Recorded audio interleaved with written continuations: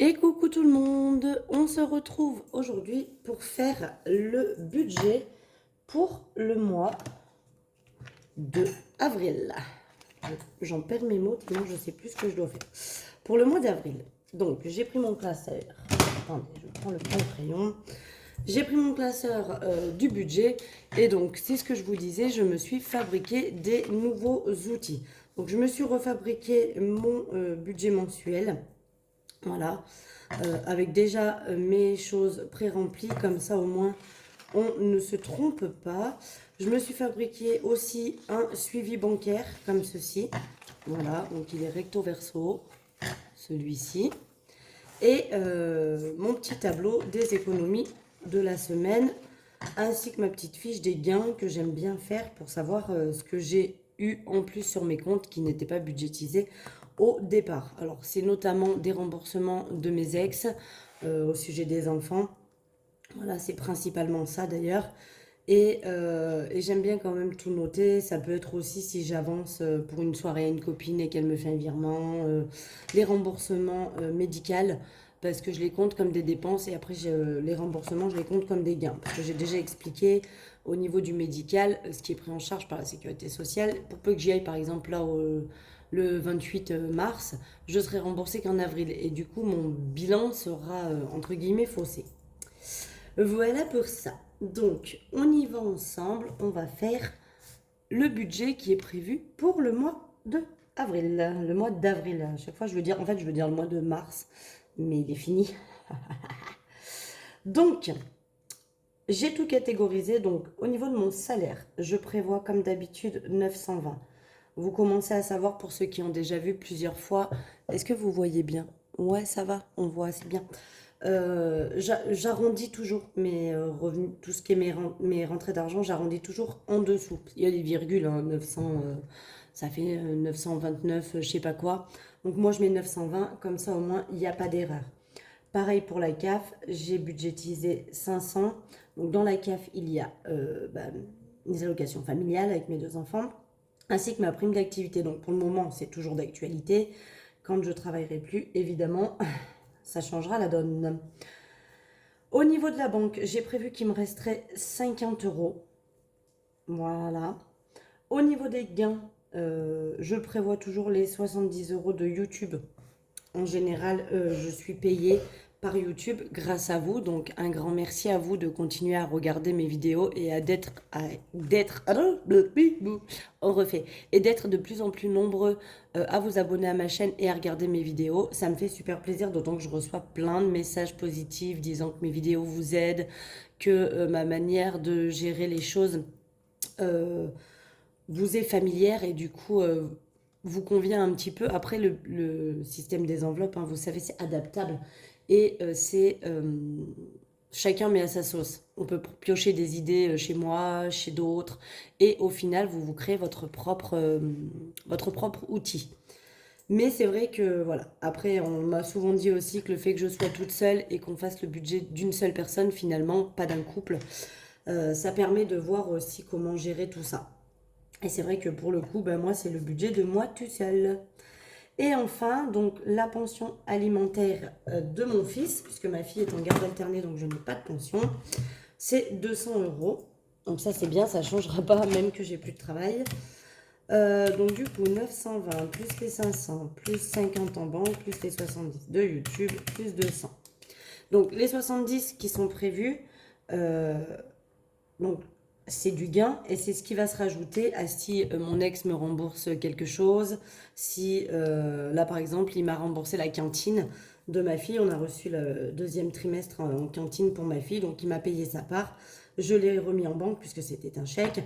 Et dans mes gains apparaîtront du coup la cantine plus ce que j'avais budgétisé. Donc là, j'aurai pas cantine pour le mois d'avril, hein, mais c'est un exemple. Voilà pour ça. Donc ça, ce sont mes revenus. Maintenant, nous allons déduire mes charges fixes. Donc ça, c'est toutes mes colonnes.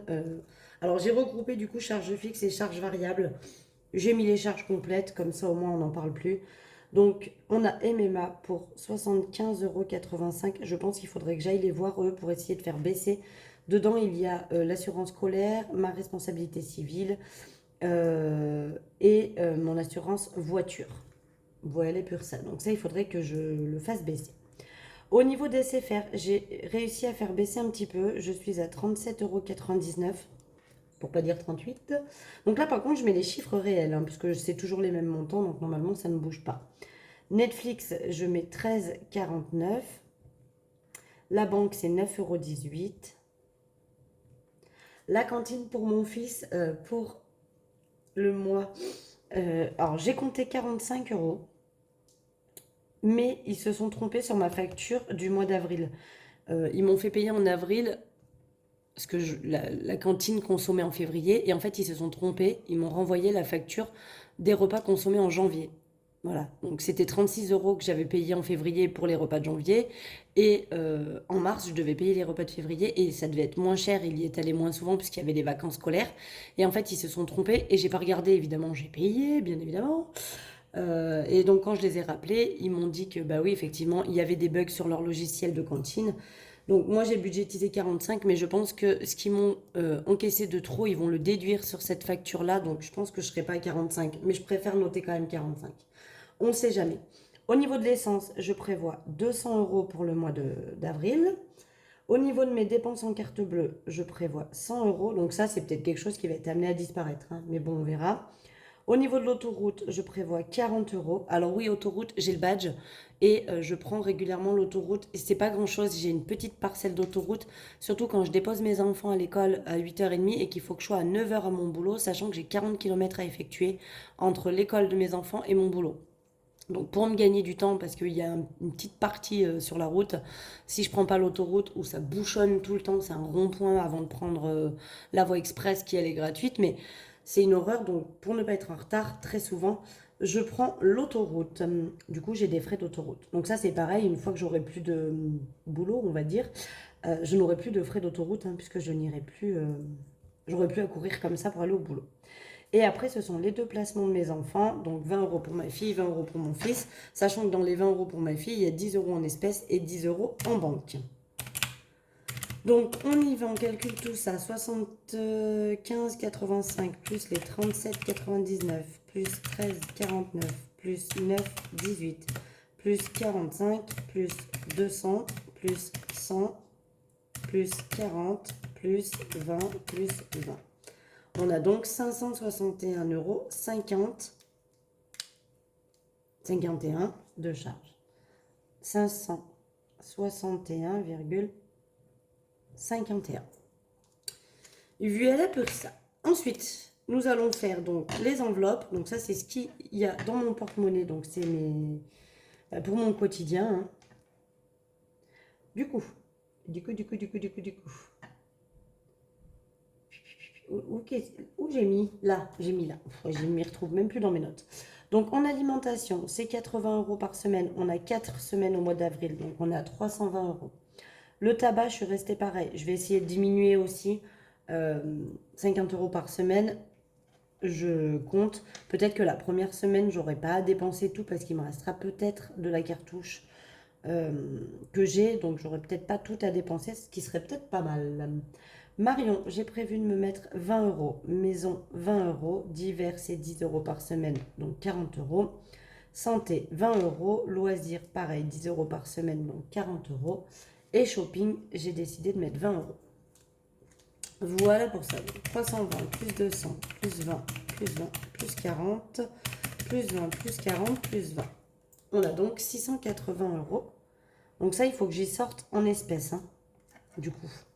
Les 680, puisque c'est ce que je vais mettre dans mon porte-monnaie. À savoir qu'à partir du moment où je ne travaillerai plus, donc ce ne sera pas non plus pour le mois de mai, ce sera pour le mois de juin, je pense. Dans mes enveloppes épargne, je ne mettrai plus ni shopping ni santé. Je mettrai dans cette enveloppe-là qui est dans mon porte-monnaie, et si à la fin du mois c'est pas utilisé, j'y basculerai dans l'enveloppe épargne. Puisque pour ces deux-là, santé et shopping, j'ai les enveloppes épargne correspondantes. Et ce qui fait que ça me fera ça de moins à sortir pour le côté épargne. Voilà pour ça. Maintenant, nous allons passer aux épargnes. Et là, je vais en mettre un petit peu plus que d'habitude parce que je me dis que voilà, là, je peux encore, financièrement, ça va être faisable. Par la suite, je pense qu'il va falloir que je réduise beaucoup je vais déjà me supprimer à mettre en début de mois shopping et santé puisque j'utiliserai ce qu'il y a dans mes enveloppes du porte-monnaie. Donc, il va falloir que je réduise. Je me dis que c'est le moment d'y mettre au maximum au niveau des épargnes. Et après, comme ça, on verra pour les mois suivants. Donc, pour les vacances, j'ai prévu de rajouter 50 euros parce que mine de rien, on y sera bientôt et plus je la grimpe, mieux c'est. Pour Noël, j'ai prévu de mettre 20 euros. Pour l'école, 10 euros. Pour Marion, j'ai prévu 20 euros. Alors techniquement, l'enveloppe Marion, je le redis, c'est une enveloppe qui de base j'ai faite pour pouvoir me faire moi-même un cadeau d'anniversaire. Maintenant, je pioche souvent dedans, par exemple quand j'ai des week-ends avec mes copines, quand on sort, où je sais que voilà, je veux absolument pas toucher à mon compte en banque, donc utiliser ma carte bleue. Du coup, je pioche dedans régulièrement, hein. Donc voilà, j'ai décidé d'y mettre 20 euros ce mois-ci. Pour ma fille, son enveloppe est pleine, donc je ne mets rien. J'attends le mois de juin pour redémarrer. Donc au mois de mai, je ne mettrai rien non plus. Par contre, au mois de juin, je mettrai. Pour mon fils, j'ai décidé de mettre 30 euros parce que lui, j'aimerais bien la finir. Parce qu'une fois que j'ai fini mon fils, on le met en stand-by et je rattaque ma fille, donc ce sera pas mal.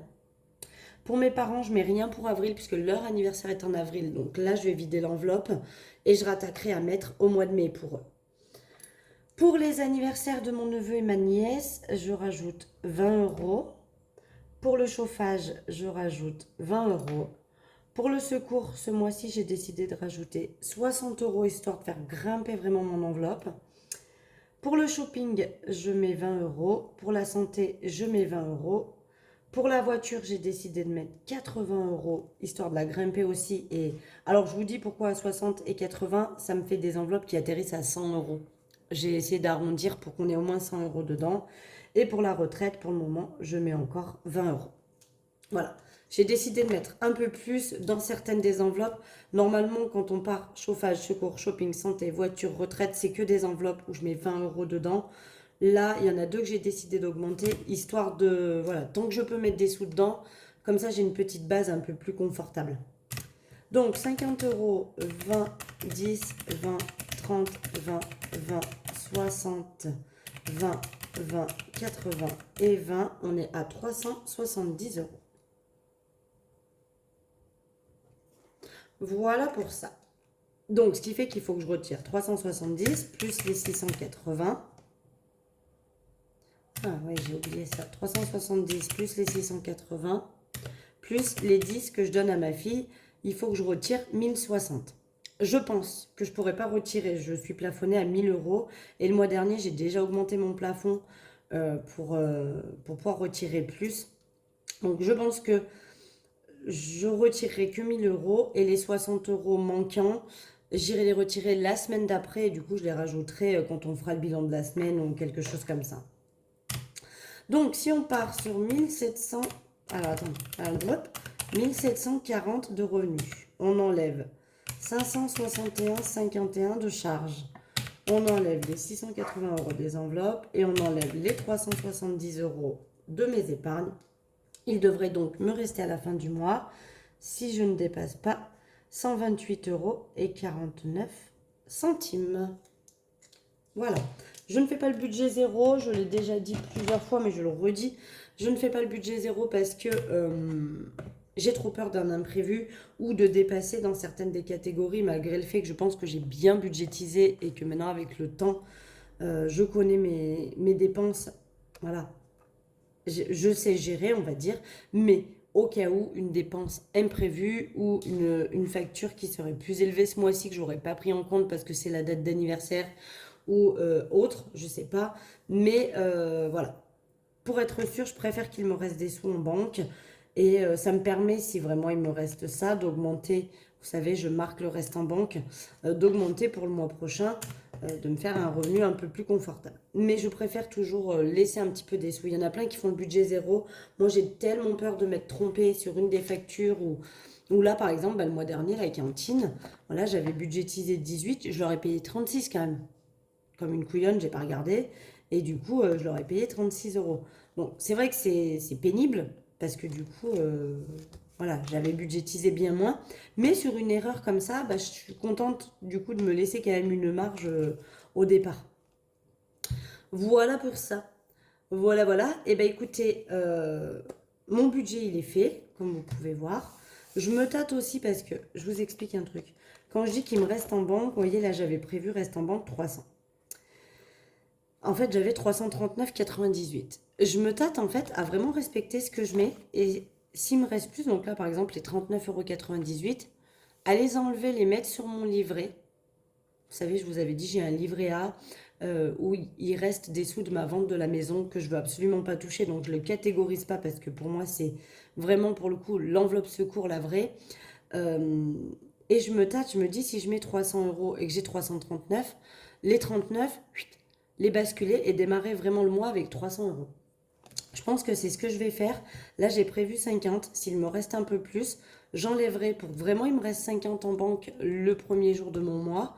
Et comme ça, ben, je me dis que mon enveloppe secours, elle pourrait aussi augmenter. Puisque là, tout ce qui est... Je sais qu'en salaire, je vais avoir un peu plus, en CAF aussi, en gain probablement aussi, en pension non, parce que c'est tout à fait toujours pareil.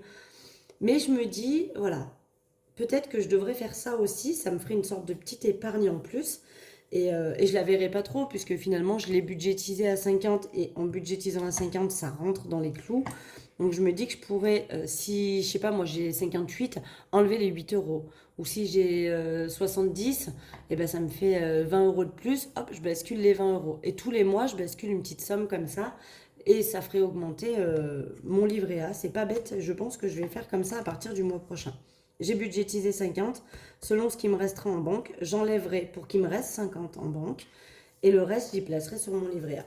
Je pense que je ferai ça. Ça va me faire une sorte de petite épargne en plus. Et je pense que c'est pas mal. À voir. Je vous dirai si je l'ai fait ou pas du coup. Mais c'est pas improbable que je fasse ça. Voilà, voilà. Eh bien, écoutez, le budget, il est fait. Moi, je vous publie cette vidéo aujourd'hui. On est le lundi. Ah oui, d'ailleurs, vous n'avez pas vu, mais j'ai refait mes ongles. Je fais du vert, une sorte de vert, pas vert d'eau, mais un vert, un joli vert. Et j'aime beaucoup avec du blanc laiteux. J'ai mis des petites paillettes. Non, attention, je vais me faire gronder par ma prothésiste. C'est pas des paillettes d'or, c'est des feuilles d'or. Et voilà, voilà. Une petite French, aussi que j'ai fait là aussi. Enfin voilà, on s'est un petit peu amusé. J'ai mis des couleurs que j'aimais bien. Et puis voilà. Et puis comme ça, bah, vous avez vu tous mes nouveaux outils. Là, j'ai hâte de commencer à les remplir parce que du coup, je suis contente, je les trouve jolis. Et puis, je suis repassée en mode papier parce que c'est vrai que du coup, j'effaçais pour remplir. Et plusieurs fois, j'ai voulu re-regarder ce que j'avais. Et j'avais plus. Du coup, ça me perturbe. Même là, je savais plus combien j'ai épargné. Enfin, voilà. J'aime mieux l'avoir par papier. C'est vrai que c'est moins économique, on est d'accord. Mais pour personnellement, pouvoir faire mes petits calculs, c'est beaucoup plus pratique pour moi. Voilà, voilà. Eh bien, écoutez, moi sur ce, je vous fais des gros bisous. Je vous dis, eh bien, à vendredi pour faire le bilan de la dernière semaine et du mois de mars. Et puis le lundi prochain, je pense que vous aurez la vidéo du remplissage pour le mois d'avril. Voilà. En sachant que, comme je vous ai dit, bah, il manquera certainement peut-être. Alors, peut-être que oui, peut-être que non, je ne sais pas. Sachant que je vais aller retirer les... Ouais, il manquera forcément. Parce que je vais aller retirer mes sous, je pense, vendredi. J'aurai certainement eu ma paye. Et je vous ferai la vidéo, en fait, vendredi, que vous verrez que lundi. Mais lundi, je pourrais probablement aller récupérer les 60 € manquants. Donc, vous le verrez pas, mais vous le verrez peut-être au bilan de la première semaine. Enfin voilà. Bon, allez. Moi sur ce, je vous fais des gros gros bisous. Et puis, je vous souhaite une excellente semaine. Et je vous dis à vendredi. Bisous, bisous.